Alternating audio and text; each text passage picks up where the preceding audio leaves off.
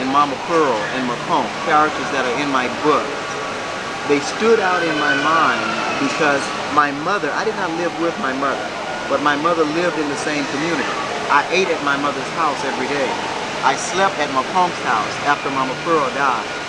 But yet there was this umbilical cord of connection that existed between my great-grandparents, my grandparents, my great-aunt, and my mother, that we all played an important part in my rearing.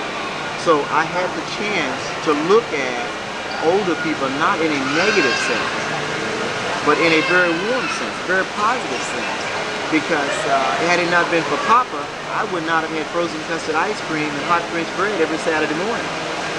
And my Pearl's main goal in life was to keep me from catching pleurisy. That's why she overdressed me when it was totally unnecessary to do so. But it was love. I think at one point you described it, and this is really wonderful, as the iron fist of love. Yes, it was love. There's no question about it. Love has a way of showing its head in the most unusual circumstances. And I think during that time of the quote-unquote colored era, during that time of the extended family being raised in a community setting, love showed up more often than people have realized.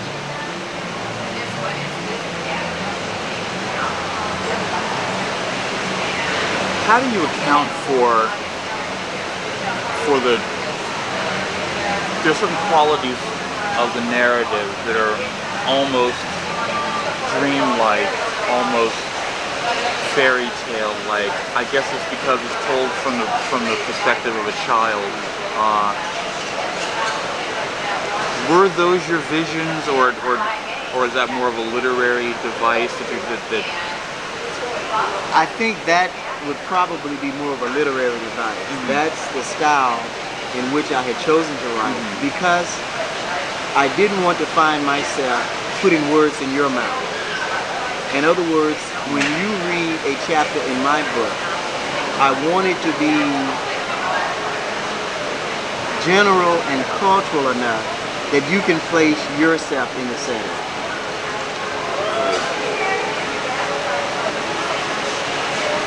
And if you are not a Black American and you're reading the book, well, you can fill in the gap. You can actually ride with me, go through a town, have an understanding about a people that you may have only recognized from a distance. And it's not it really has very little or no hint of social commentary, because I have left that to the reader.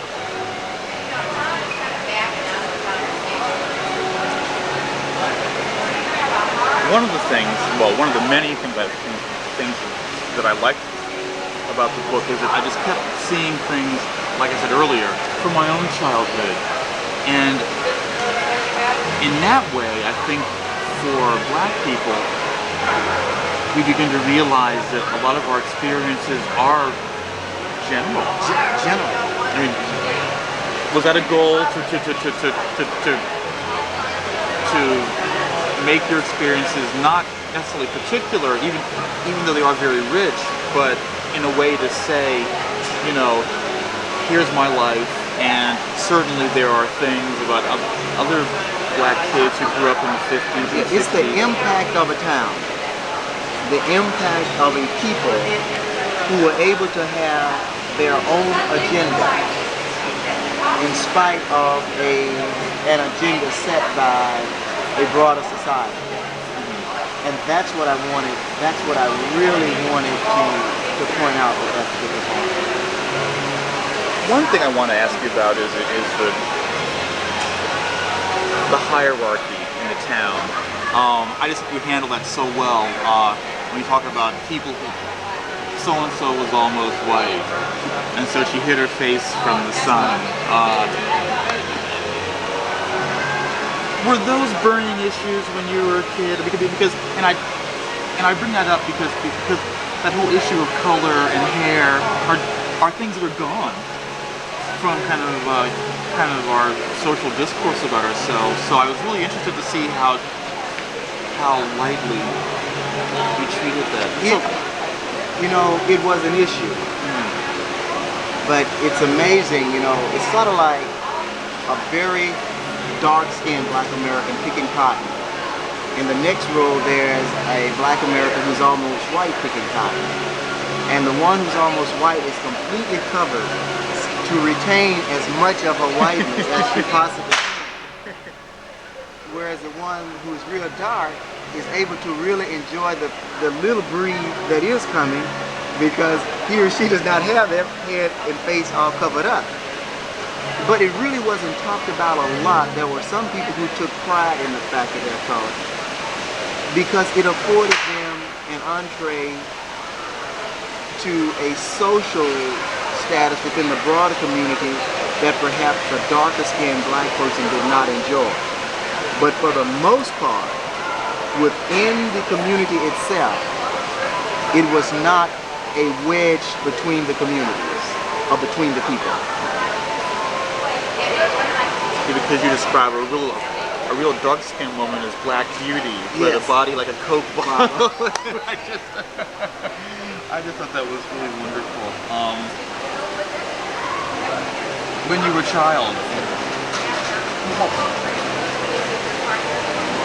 I guess when you're young and you're raised in an environment with a lot of adults, it sharpens your observations and skills.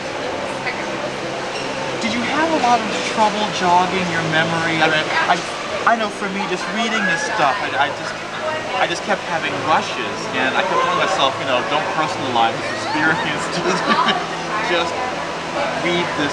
Just I really can't explain it at all. I didn't have problems jogging my memory, but when I was starting to write the book, sometimes I would wake up at 1 o'clock in the morning and almost emotionally, I would be young again. I would be on the cotton truck picking cotton. I would be laughing and talking, and I would just basically start writing what I was feeling, what I was seeing. It was like my literary mind was transported back to that time, that I could almost feel it myself. And I really did not have problems jogging my memory at all.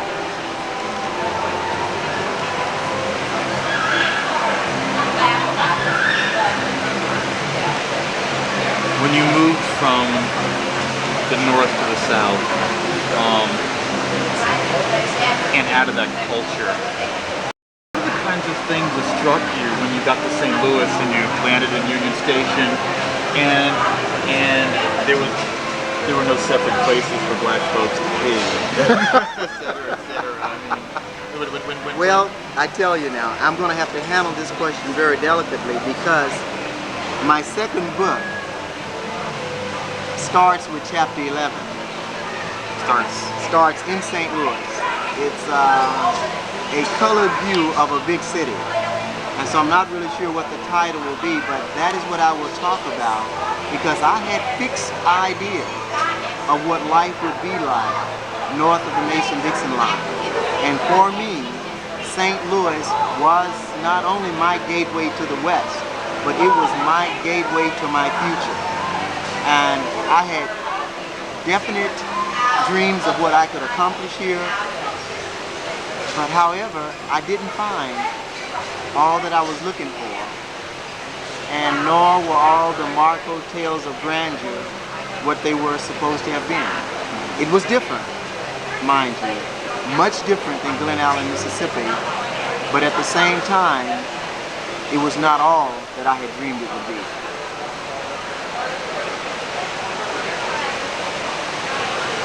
What were some of the first disappointments when you were here? What kinds of things struck you as bad in the context of being in an integrated environment that wouldn't have bothered you? I would say my experience at the Union Station was probably my most exhilarating experience, because here I am, a young 17-year-old black kid from Glen Allen, Mississippi, in the most grand building that I've ever been in all my life. and my body is being pressed by hundreds and hundreds of white and black Americans that are busy about their day, going and coming from city to city. This is unusual to me. This whole concept of people together is unusual to me, and I'm not quite sure what to do with this. However, as I come into the heart of St. Louis, into the emotions of the city, into the black community of St. Louis, that I will be calling home for 5 years,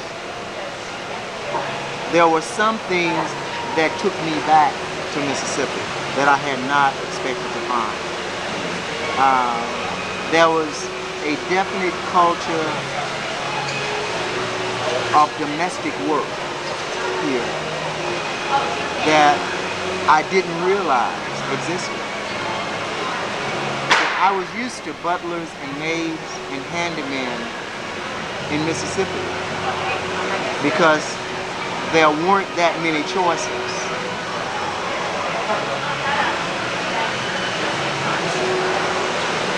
But those summer visitors who would come home in their shiny cars and their well-dressed and finery, I never knew what they did. I never knew their jobs. I never knew how they made their living. And I would later find out that St. Louis provided a tremendous set of opportunities, but at the same time, it had a great deal of maturing left as it related to the races and the upward mobility that I had previously thought existed in this city as a matter of course.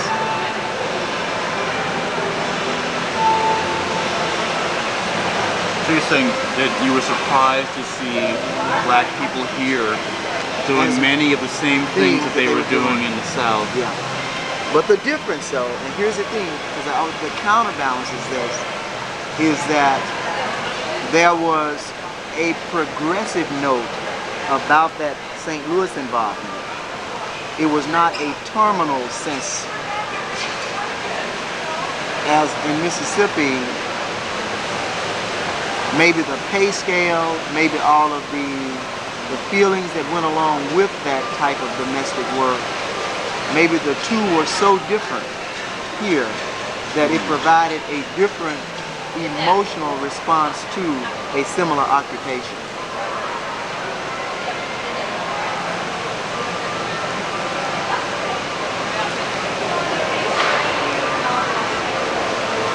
Your vision of white people is pretty even-handed, I thought.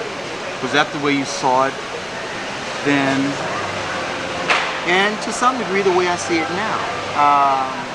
You know, just today, I think we had a nice encounter with a photographer. Yeah. It was your first time meeting him, certainly my first time meeting him, but I experienced a human experience. Okay. Now the reality of the world in which we live, the voices of those people who are still caught up in their color, there's no question that exists. But if those people had as much foothold in this society as those voices would lead us to believe they do, you would not be doing an interview with me for the St. Louis Post-Dispatch. I can guarantee you that. So the reality of the world is, as far as I'm concerned, is that a precedent for good has been set by both sides. But unfortunately, those voices do not ring as loud and as clearly as those voices who would tend to tell us that there is still a wolf outside your door. Yes, there is a wolf. There were 100. And there is still one. There may be 10. But we have killed about 95 of them. And we have usually, for the most part, we've done that together. And that's a real fact. But I don't know if that fact is told as loudly as it should be, because it doesn't detract from either people what it does, it points out the commonality of our human experience. I wanted to talk about the experience of your high school commuter thing.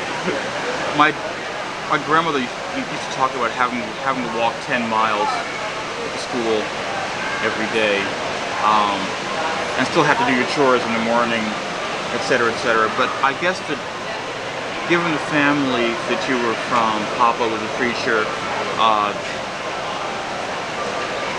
was that trip back and forth to school, I guess that was your world. That was my world. You know, it's like, that's why there's no social commentary in the book. See, when I got up to go to Greenville, Mississippi to school every day, which was about 120 miles round trip, when you go through every little plantation you could possibly find to pick up a high school student and take them to Greenville, you lived in a segregated, accepted environment.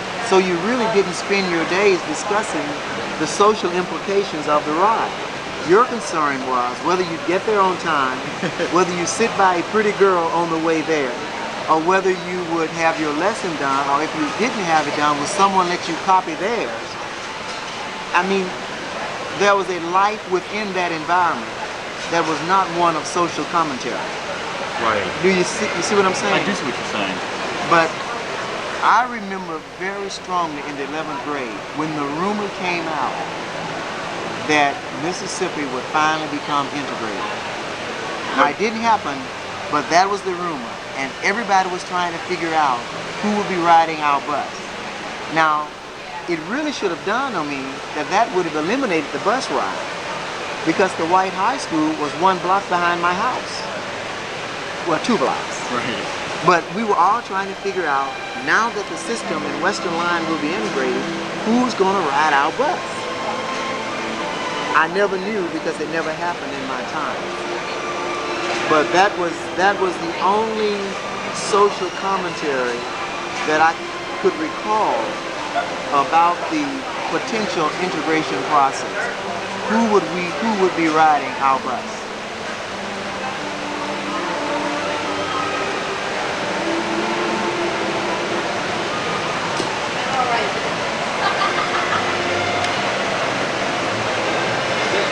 When you finished writing the book and you read the page proof, the galleys or whatever, how close did it interface with the reality? I mean, do you feel like this is real? I mean, it strikes me as being incredibly faithful, but I'm wondering for you, are there some things, are there some feelings, some memories, some evocations that just didn't hold ink at all? I would say that it has proven incredibly faithful. I like your term. And the reason I say this is not because of my own feeling, but I have a stack of letters from Black Americans across the United States that have written me after having read this book that simply says, "Thank you for recording my life." Right.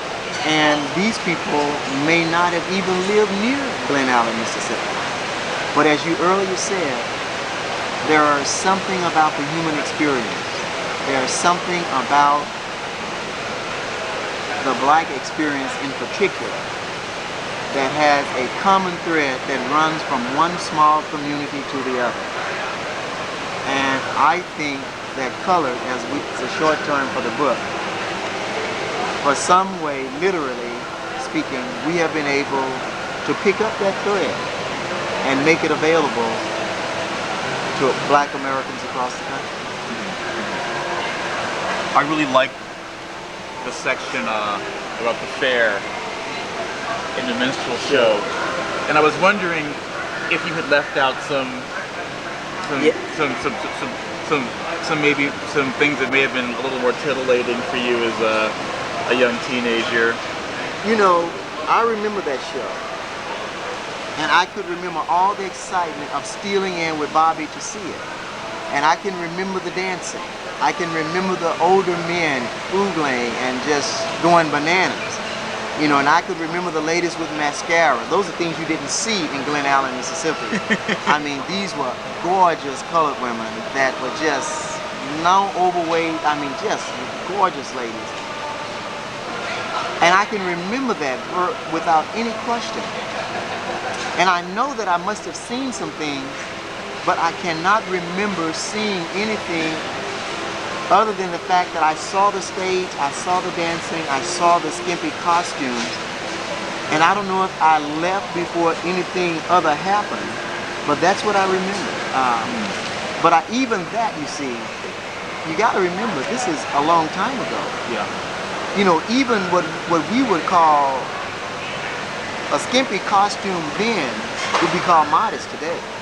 So Right. what I saw then was tantamount to almost seeing a lady with nothing on. So, you know, what could have excited me at 11 probably is what you see in Look magazine today, with no question. Right. So, you know, I think the timing has to do with what I saw. One of the things, one of the qualities about these black people that are missing from these black people, I think, is a connection with the land, because they work the fields, and I was really interested in how the cotton fields kept coming back, the farms, the animals, you know, slaughtering the pigs, seeing how much cotton It's, you could pick. you know, even though America is primarily an industrialized nation, most of us have our roots in an agrarian society. We are truly people of the land, and that brings with it a sense of togetherness, a sense of family. There's a need to, there's a have to work together in order to achieve goals, because it does not provide opportunity for as much individualism as it does collectivism. And I think that in that collective process, you have a stronger sense of family, whereas in the mechanized and in the industrialized society, it tends to provide more opportunity for the individual. Thus, more of an individualized society as opposed to the collective one that I knew growing up in the agrarian side.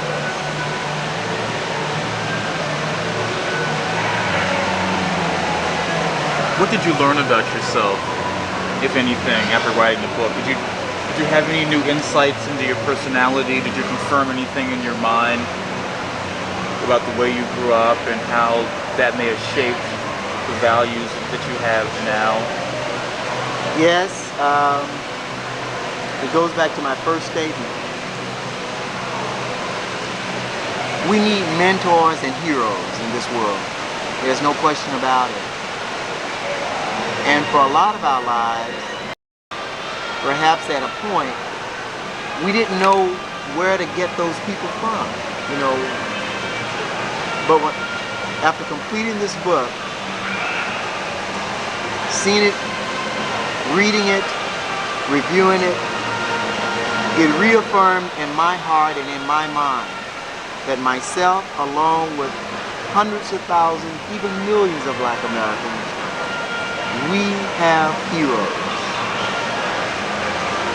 that are distinctively our own, but they are big enough and they're broad enough to be shared with the world.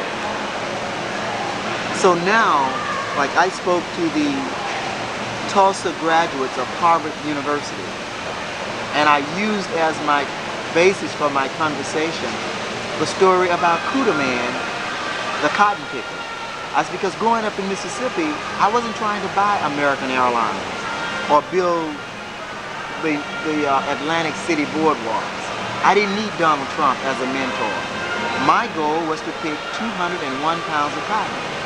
So I needed to find someone who could pick more than that. So Cuda Man became my point man. He became my mentor. He became my hero. He became the guy that I watched in order to achieve that necessary and particular goal. And when we look back through our lives, we'll find those people. And now I feel very comfortable when I make a presentation in front of an austere group of academicians. I don't have to go back to Greece. I don't have to get a modern day liberal white hero. I can go back to my own life and I can find Mother Bird. I can find Cooter Man. I can find Uncle Cleve. These are the people that I want to share with the world. I want to do for these people what William Faulkner did for his fictitious Mississippi County. He created a county and introduced Mississippi to the world. I want to take these real people and introduce a new set of heroes to the world. Heroes that were called color. One of the things that I thought, one of the zillions of things I thought about was the literary value of these kinds of books.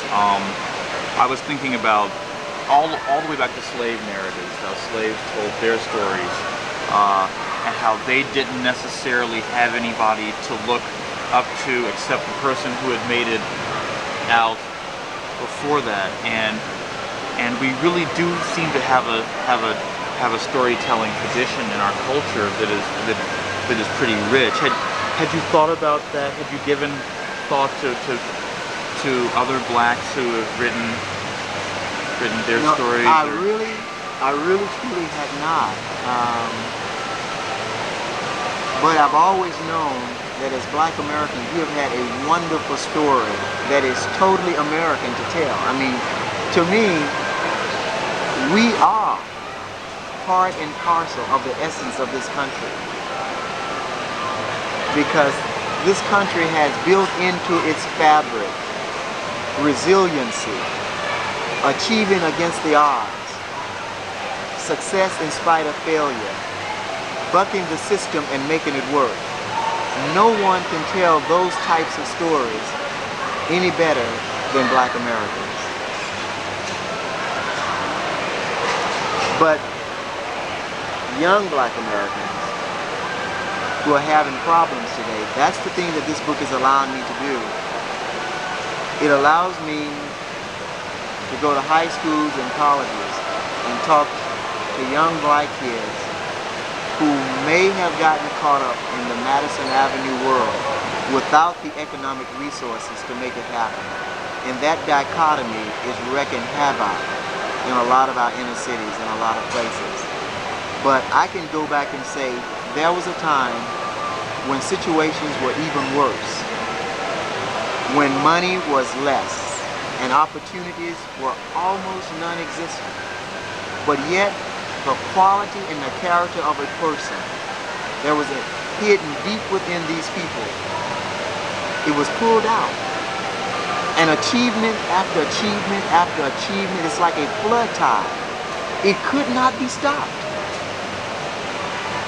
It could not be stopped. And today, these young people, these young guys, they are writing history, whether they like it or not. They are making history.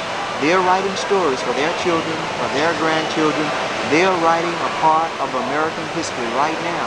But what they must realize is that they have within them a tremendous wealth of assets that must not be squandered, but must be preserved and used, because they are the repositories of investment and dreams of people who have long since been gone. And they are looked to make it happen. And that's the accountability that I would hope that I can be one of the voices to bring back the joy of accountability, the joy of your grandparents would enjoy your success. They worked for your success. because they would not be working for the St. Louis Post-Dispatch. But see, I think your grandparents were smarter than you were. I think my grandparents were smarter than me, because they knew that there would be a tomorrow and their grandchildren would be part of it. So they laid down their dreams so that you could realize yours. And today, you are making a good return on their investment. And hopefully, I'm doing the same. Great, thanks. I think I hit everything I wanted to talk about. I don't want to. How's our time? Now, I gotta eat because I gotta get a sandwich or something. But I wanted to make sure I got everything done with you that I needed to do. If I think of something else, I can ask you while we're having a sandwich. You're right. Okay, great. That's I don't want to get sick.